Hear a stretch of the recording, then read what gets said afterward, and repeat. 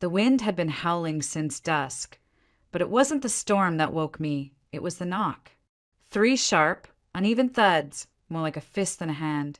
I froze at the kitchen table, the rolling pin still in my hand, dough clinging to my knuckles. No one ever came out this far. Not at this hour. Not in this kind of weather. For a moment, I thought it might be an animal slamming into the door. But then came another knock, weaker this time, almost desperate. I moved slowly, heart pounding. Each step across the creaky wooden floor, loud in the silence that followed. The snow outside was coming down in sheets, blown sideways by the mountain wind, and through the frosted glass I could just barely make out a figure, slumped, unmoving, nearly swallowed by white. I opened the door, and he collapsed into my arms. His body was heavy with ice, soaked and stiff and barely breathing. His face was half covered by a tangled beard and thick scarf, but his skin was gray-blue with cold, and the gash above his eye had frozen into a crusted wound. I dragged him inside with effort I hadn't known I still had, laid him near the fireplace, and stoked the flames higher. The light danced over his features, hollow cheeks, cracked lips, deep scars along the left side of his face, like claw marks or maybe something worse. I didn't ask who he was. Not yet. First came water, then blankets, then silence, as the storm held around the cabin like a beast at the door. He didn't speak, just stared, dazed, shivering despite the warmth. When I finally offered him a cup of hot tea, his hands trembled too hard to hold it, so I held the cup for him. He drank slowly, then whispered, "Thank you." And I noticed something strange. His voice, hoarse as it was, felt familiar, like the echo of a song I'd once known by heart but forgotten long ago. It wasn't until I reached for his wrist, checking for a pulse, that I saw it. A small, dark birthmark just below the crease of his hand, maple leaf shaped, sharp edges, distinct, impossible to mistake. My own fingers flinched. I stared at the mark, then at his face again, my heart suddenly in my throat. The last time I'd seen that birthmark was 20 years ago, on the hand that used to tuck me into bed. I rose quickly, trying to collect my thoughts, to make sense of the impossible. But my knees went weak, and I sat down hard on the floor beside him. He watched me with eyes still glassy from cold, and slowly, so slowly, his brow furrowed. "You have it too," he said hoarsely. "The mark." I didn't answer. I couldn't. He reached forward, barely lifting his hand, and gently took my wrist, pushed back the sleeve of my sweater, and there it was, the twin to his. He looked at me then, really looked, and something broke in his expression. He opened his mouth, but no words came out, just a trembling breath and a single name. "Tessa!" I didn't remember standing up. I didn't remember running for the bathroom, locking the door behind me, sinking to the cold tile floor as my hands trembled against my mouth. I didn't even cry. Not yet, because somewhere deep in my chest, a dam had cracked, and the water was still rising. Outside, the storm raged on. But inside, something colder had just been thawed, a name I hadn't heard in 2 decades, spoken by the last voice I ever expected to hear again. My father had found me. I used to believe that starting over meant a clean slate, a new apartment, a paycheck, a window with real sunlight. After aging out of the system, I'd worked hard, never missed a shift, and when the county finally approved my housing application, I thought maybe that was it. My new beginning. A 1-bedroom apartment on the 5th floor of a faded brick building in Missoula. It wasn't much, but it had a lock I owned, a small kitchenette, and a window that overlooked a maple tree that turned gold every October. I bought a ficus at a garage sale, sewed my own curtains, cooked cheap meals with care. That place, small and peeling, became mine. And then I met Nancy Holloway. It was during Sunday service. I didn't go to church often, but that morning, something had drawn me in. She was sitting alone in the last pew, dressed in a wool coat too thin for the season, her gray hair tucked neatly into a bun. She smiled when I sat beside her, gentle and warm. We exchanged pleasantries, and by the time we walked out together into the parking lot, she was wiping a tear from her eye. Her son, she said, had been laid off. They were staying with a distant cousin who was sick and yelling through the night. No rest for him. Poor boy, she sighed. He works so hard, but it's never enough these days. I remember pausing, feeling that pull inside my chest, that old orphan's reflex to give, to fix. Maybe that's what they saw in me. Why don't you stay with me? I said before I could think better of it, just for a little while, until you sort things out. Her eyes widened. She gripped my hands with both of hers. God bless you, she whispered. They moved in that evening. At first, it was fine. Nancy brought crocheted doilies, placed them around the living room like she was giving the place a soul. She baked cornbread, told stories about teaching third grade back in her hometown. Derek, her son, was quiet at first. Tall, broad shoulders, hands like a mechanic. I thought they were good people who'd fallen on hard times. I thought I was doing the right thing. But slowly the shift came. Derek began coming home late, smelling of whiskey. Then came the comments, slurred, slick. Pretty little nurse like you living all alone, he'd grin. Not safe in this world. He said it like a joke, but his eyes never smiled. One night, I caught him standing in the doorway of my bedroom, just standing there, swaying slightly in the dark. When I asked him what he was doing, he laughed and said, "Thought I heard something." Nancy brushed it off. "Men get jumpy when they're under stress," she said. "Give him grace." I started locking my bedroom door, but that didn't stop the rest. Nancy began inviting Derek's friends over. Men with inked knuckles and eyes like glass. They drank in the kitchen, played cards till dawn. One of them passed out in the hallway, blocking my way to the bathroom. When I brought it up, Nancy only sighed. "Tessa, sweetheart, you used to be so generous. What's happened to your heart?" The guilt twisted deep. I didn't want to be unkind. I didn't want to be like the foster homes that had turned me away for less. But one night, Derek cornered me in the hallway. He reeked of beer and stale cigarettes, slurred something about making it work. And when I tried to push past him, he grabbed my arm, tight, fingers digging in like claws. "Come on, girl. You owe us something, don't you?" I managed to twist free, locked myself in my room, shaking as he muttered threats outside the door for hours. The next morning, Nancy acted like nothing had happened.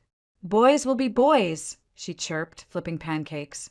"You just need to learn to get along." That was when I knew. I wasn't a guest anymore. I was a prisoner, and I had no idea how to get out. I waited weeks for things to get better.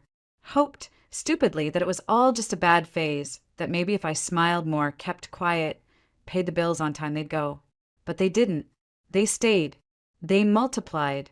Derek brought in more of his friends. Strangers who slept on the floor, tracked mud into the kitchen, shouted at the TV at 3 a.m. I was down to locking everything, my bedroom, the fridge, even my purse. My apartment smelled like sweat and cigarette smoke, like something spoiled beneath the wallpaper. I could barely recognize it anymore. When I finally confronted Nancy, when I told her this wasn't what we'd agreed on, that I needed them to start looking for their own place, she just blinked at me. Then her mouth curved into a slow, patronizing smile. "Oh, Tessa," she said sweetly, "you really think this is still yours?" Her words landed like ice. That evening, I came home from my shift and found Derek waiting. He wasn't drunk. That was the worst part. He was stone sober, clean shirt, calm voice.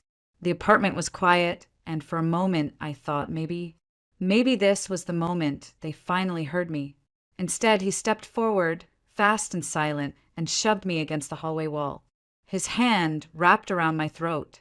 My feet left the ground for a second. I couldn't breathe. I couldn't think. "You want to kick us out?" he whispered. "After all we've done for you?" I clawed at his wrist, panic flaring in every limb, but he was too strong. His eyes were empty. No rage, no heat, just vacancy, like he wasn't even there. And then, as quickly as it started, he let go. I dropped to the floor, coughing, blinking through tears. He knelt beside me. "You're gonna stay quiet," he said, brushing a strand of hair from my face with mock tenderness. "You're gonna go to work, come home, and keep this place running. No police. No fuss.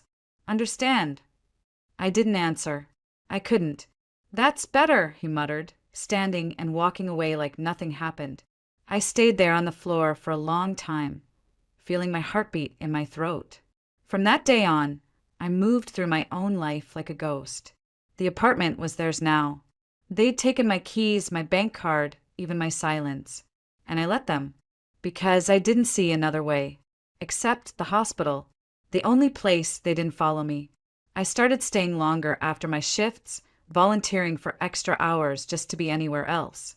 I lost myself in the rhythm of care, med charts, pill trays, the soft click of rubber soles on tile floors. It was the only space that still felt real. That's where I met her, Catherine O'Hara. Room 312. Admitted with a minor heart attack and an air of unshakable dignity. She had silver hair pulled into a tidy bun and eyes that missed nothing. She called me dear, but there was steel in her tone. The first time I checked her vitals, she looked at me and said, "You walk like someone afraid of being watched." I froze. She smiled gently. "Don't worry. I've walked that way too." We spoke in snatches between doses and tests and the background hum of machines. She asked nothing directly, but every glance felt like a question. I found myself lingering longer in her room, grateful for her calm. She reminded me of something I hadn't known I missed, the kind of woman who held everything together without ever needing to raise her voice. One afternoon, as I was changing her for, she said, "I have a cabin in the mountains. My family doesn't use it anymore. Just sits there empty. Needs someone to breathe life back into it." I didn't understand. "Come live there," she said simply. "You need a place. I need someone to keep it warm." I stared at her, stunned. "I'm not offering charity," she added. "I'm offering shelter. That's different." Something in me cracked. I wanted to say no. I wanted to believe I still had pride, a plan. But the truth was, I had nowhere else to go. And for the first time in months, I felt a flicker of something dangerously close to hope. I didn't leave right away. I couldn't. There were details, small, invisible threads I needed to sever before I could slip free. I began packing slowly in secret. One family photo, my nursing license, a notebook with pressed leaves I'd collected as a kid. I wrapped them in scrubs and hid them inside a drawstring laundry bag. Every shift at the hospital, I brought something out, a piece of me, stashed in a locker, entrusted to the shadows. I never took too much at once, just enough to matter. Catherine was discharged 2 weeks later. Her son drove up from Bozeman to pick her up in an old Chevy that smelled like pine and pipe smoke. He looked like a man who worked with his hands and didn't speak unless he had to. I met them outside the staff exit, just after sunset, my canvas bag pressed to my chest like a life raft. No godbis, no notes, no forwarding address. The city peeled away behind us, streetlights fading like dying fireflies. As we climbed into the mountains, the world grew quiet, blanketed by snow and evergreens. The road wound higher, narrower. My phone lost signal somewhere past the second hairpin turn. I didn't mind. It felt like shedding skin. We arrived at the cabin well past midnight. It wasn't much, a single-story log structure with smoke-blackened eaves and shuttered windows. But it stood solid, framed by tall pines and moonlight. Catherine handed me a heavy keychain with only 3 keys and said, "It's all yours now. Feed the stove. Watch the pipes. Don't be afraid of the silence." Then she hugged me, once, firmly, and left. I stood alone in the snow, the key cold in my hand, and realized, for the first time in years, no one knew where I was. Not Derek, not Nancy, not even my supervisor at the hospital. Just me, the trees, and the sound of the wind shifting through the branches. Inside, the air was cold but dry, smelling of cedar and dust. I built a fire with trembling hands. fed the stove with wood stacked neatly by the hearth. As the cabin warmed, I unpacked what little I had: a small tin of tea, a crocheted scarf, and the photo I'd taken from the frame back in Missoula, the only picture of me as a child, sitting on someone's shoulders, their face cropped out, but I remembered the hands. For days I barely spoke aloud. I swept the floors, scrubbed the kitchen tiles, patched the torn curtain in the bedroom. I cooked simple meals: soup from dried beans, bread with coarse salt and honey. I boiled snow on the stove, hung my laundry beside the hearth. I slept, really slept, the kind of sleep that doesn't come from exhaustion, but relief. No footsteps outside my door, no shadows under the threshold, just the steady rhythm of snow falling, fire crackling, breath slowing. The cabin became more than shelter. It became ritual. I learned the quirks of the place: how the front door stuck when it snowed too hard, how the floor near the pantry creaked like a violin, how the wind whistled through the chimney when the fire burned low. Every morning, I sat by the window with a mug of tea and watched the light stretch across the pines. Every evening, I wrote a line in my notebook, just one. I didn't know what I was writing toward, only that the act itself kept me anchored. Then came the storm. It arrived without warning. The temperature dropped 20 degrees in an hour. Snow came sideways, thick and fast, erasing the world beyond the treeline. I stocked wood, filled the kettle, stacked extra blankets by the hearth. That night, I sat cross-legged on the rug, shaping dough for morning bread when the knock came. 3 uneven thuds, just like before. Only this time it was my door, my life, my rules. I stood slowly, heart rising in my throat, and opened the door to a stranger covered in snow, collapsing into my arms. His body was half frozen, soaked through and shivering, and so much heavier than it looked. I dragged him across the threshold, door slamming shut behind us as the wind howled outside like a wild animal. The fire hadn't burned down yet, thank God. So I pulled the rug closer, laid him near the hearth, and started peeling off the layers of snow-crusted fabric. His coat was stiff, sleeves torn, boots cracked open at the seams. Underneath, he wore a flannel shirt threadbare at the elbows and pants held together with safety pins. His fingers were raw, frostbitten maybe. I moved on instinct. Years of nursing had trained my hands, even when my mind couldn't catch up. Hot towels, wool blankets, a kettle whistling behind me. I poured tea, added honey, lifted it gently to his cracked lips. He drank in small, painful sips, didn't speak, just nodded once, grateful, eyes still hazy and unfocused. It was only when I reached for his arm, checking capillary refill, the way I'd done 1,000 times before, that I saw it. The mark, small, sharp-edged, dark against the pale underside of his wrist. A maple leaf, identical to mine. I froze. My thumb hovered above it, unwilling to touch, unable to pull away. Every part of my brain told me it was a coincidence, a trick of light, but my breath caught in my throat and stayed there. I turned my own wrist over slowly, like in a dream, rolled back the sleeve. There it was, side by side, the same mark. He stirred then, blinking sluggishly, his eyes struggling to focus on my face. A long pause, then his brow furrowed, not in confusion, but recognition, like he was seeing a ghost. "You have it too," he rasped. His voice was low, cracked at the edges, but something in the tone vibrated inside my bones. I didn't answer. I couldn't. He reached out with effort, fingers trembling as he touched my wrist, right where the birthmark bloomed. "My daughter had this," he said softly. "My little girl, she had the same one." My heart felt like it was no longer part of my body, floating, weightless, then crashing down all at once. I wanted to pull away, scream, run, do anything but sit there and feel the room tilt around me. "What's your name?" I whispered. He swallowed. "Thomas," he said. "Thomas Ward." The room fell silent. Outside, the storm beat against the windows. Inside, the fire popped softly. Somewhere far off, A branch cracked beneath the weight of snow. And in the center of it all, my name broke through his lips again, this time with certainty. Tessa! Everything else vanished.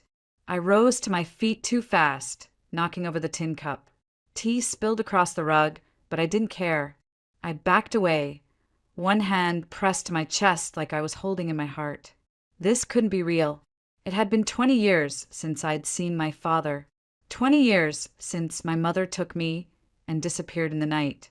He'd never come, never called. I'd grown up believing he was dead, or worse, that he didn't want to be found.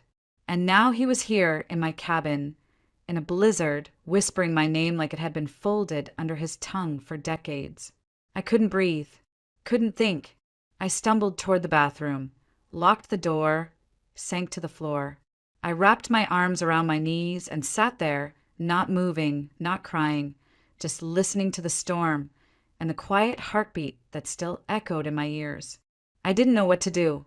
I didn't know if I could believe it. But somehow, somewhere deep inside, a voice whispered, "What if it's true?"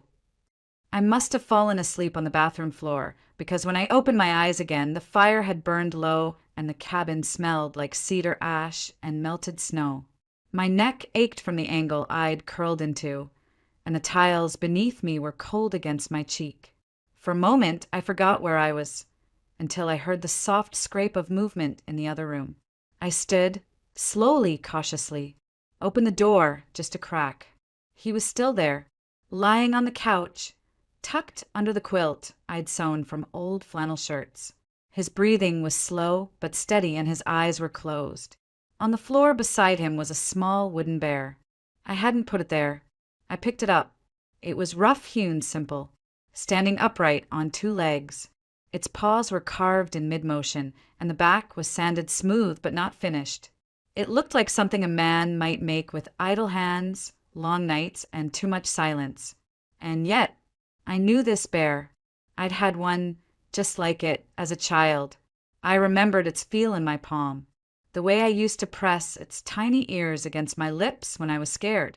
I'd lost it during one of our many moves, maybe in a foster home, maybe at the bottom of a box that never got unpacked. "Do you remember that?" His voice croaked from the couch. I turned. He was watching me now, eyes glassy but clear. "I carved it for you," he said. "Back when you were 7. You called him Buttons, even though he didn't have any." I held the bear tighter, the edges of it digging into my palm. "I remember," I whispered. He nodded, like something inside him settled. "I kept it with me," he murmured. "All these years. It was the only thing I had left of you. I wanted to say something, anything, but all that came out was a tremor in my breath. I searched for you," he said, "after your mother left. She didn't say where. No note. No call. I thought maybe she'd gone to her sister's or taken you upstate. I filed reports. Hired someone. No one found anything." He sat up slowly, gripping the edge of the couch for support. Then, 3 years later, someone told me there had been a fire at a boarding house in Kirov. A child and a woman had died. They thought it might have been you two.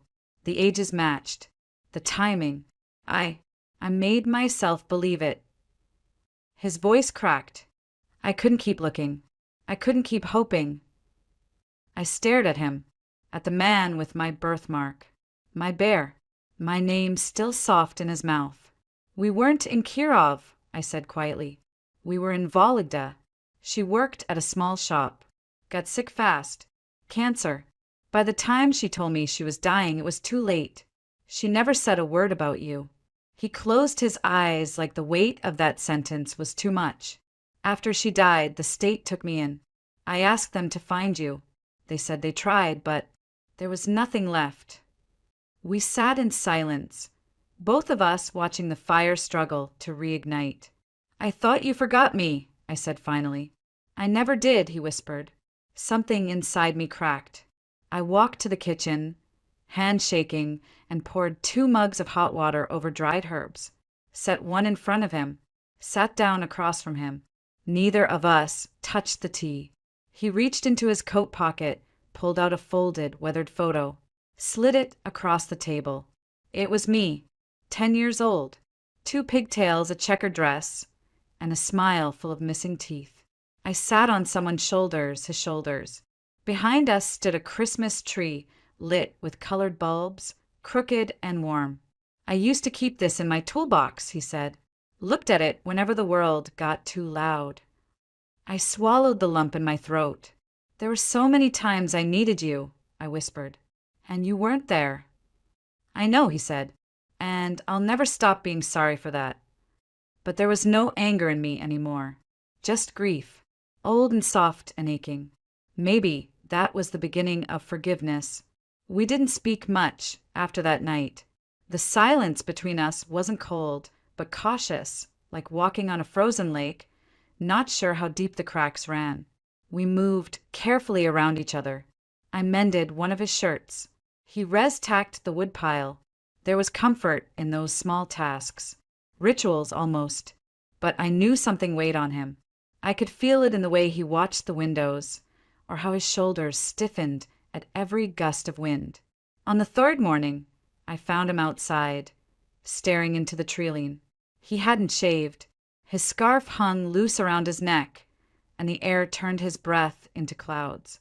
"They'll come looking for me," he said without turning. "Who?" I asked. He hesitated, then ran a hand through his beard. "People who don't forgive mistakes." I waited. He finally spoke, slowly, carefully, like each word cost him something.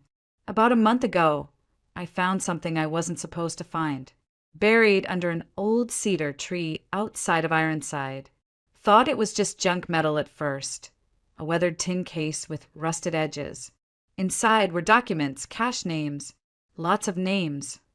He looked at me then, eyes sharp despite the fatigue. They were files, financial reports, payout ledgers, photographs, proof of embezzlement, bribery, land seizures, things tied to local officials, judges, even a sheriff. "And you took them?" I asked. "No," he said. "At first I just looked. Didn't know what it was. I'd buried it again. But the next day, someone came to my cabin, said they were looking for a missing person. But they didn't ask the right questions. They didn't have badges. That night I moved the box, hid it deep in the forest. The night after that they came back." He didn't need to say more.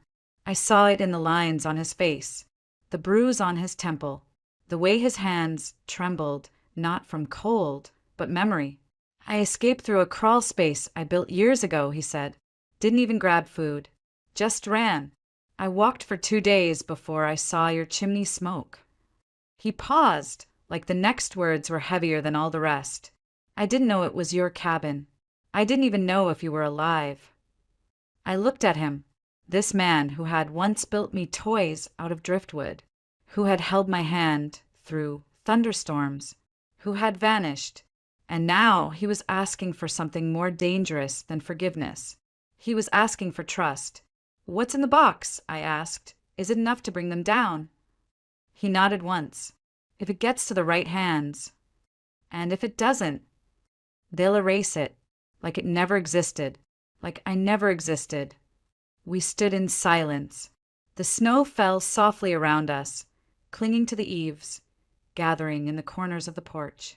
The cabin behind us glowed with firelight, but in that moment it felt miles away. I could have told him to leave, that this wasn't my fight, that I'd already lost too much and I wasn't about to lose more. But I didn't, because something had changed. Maybe it was the sight of that wooden bear on the windowsill. Maybe it was the first time in my life someone had come back for me. "I know someone," I said slowly. "A former patient, retired state marshal. His name's Victor Lane. He gave me his number once, told me to call if I ever got in trouble." Thomas stared at me like he wasn't sure whether to hope or fear. "You'd really do that?" he asked. "Yes," I said, "but not just for you." "For who then?" "For me," I replied, "because I'm tired of being the girl who runs." His eyes softened just a little, and for the first time we stood not as strangers or even family, but as two people ready to fight for something larger than the pain that had shaped us. We waited 2 days for Victor Lane to arrive. I'd made the call using a prepaid phone, huddled on the back porch beneath 3 layers of blankets, my voice trembling as I spoke the words I never imagined I'd say. I need protection. I have a witness and we have evidence. Victor didn't ask questions. He just said send coordinates and hung up. He arrived in an old black SUV, tires spitting gravel as he pulled into the clearing, stepping out with the calm gravity of someone who'd seen too much and survived it all. He wore a thick parka, a battered hat, and carried himself like a man still wired for war. Inside the cabin, Thomas placed the metal box on the table. Victor opened it slowly. I watched his expression shift, curiosity first, then surprise, then grim satisfaction. You weren't kidding, he murmured. This is enough to bury half the county. He looked up at my father. You holding up okay? Thomas nodded. I've been colder. Victor chuckled once, then turned to me. I'll get this into federal hands. Quietly, safely, but you two need to disappear for a while. Can you do that? I didn't even hesitate. We already have. The weeks that followed passed like something out of someone else's life. Victor called only twice. Once to confirm the evidence had been handed over to federal investigators. Once to let us know that 3 officials had resigned, 2 were indicted, and a warrant had gone out for a 3rd man who disappeared just before the story broke. His final words were simple. They won't come after you now. But we didn't go back to Missoula. I didn't reclaim my old apartment.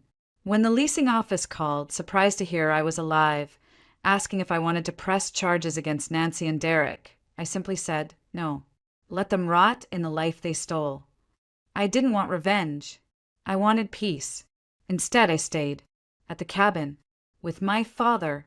We fixed the roof together, replaced broken pipes, repainted the shutters a warm slate blue. I taught him how to make sourdough. He showed me how to build snares and gut fish. In the evenings, we played chess or read aloud from tattered paperbacks we found in an old crate under the stairs. There were still hard days. Memories didn't vanish just because justice had been served. Sometimes I'd wake in the middle of the night, breath caught in my throat, sure someone was outside. Thomas would light the stove and make tea, and we'd sit in silence until the ghosts passed.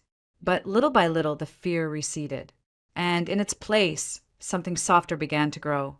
One morning, I stood by the window and watched snow fall across the pines.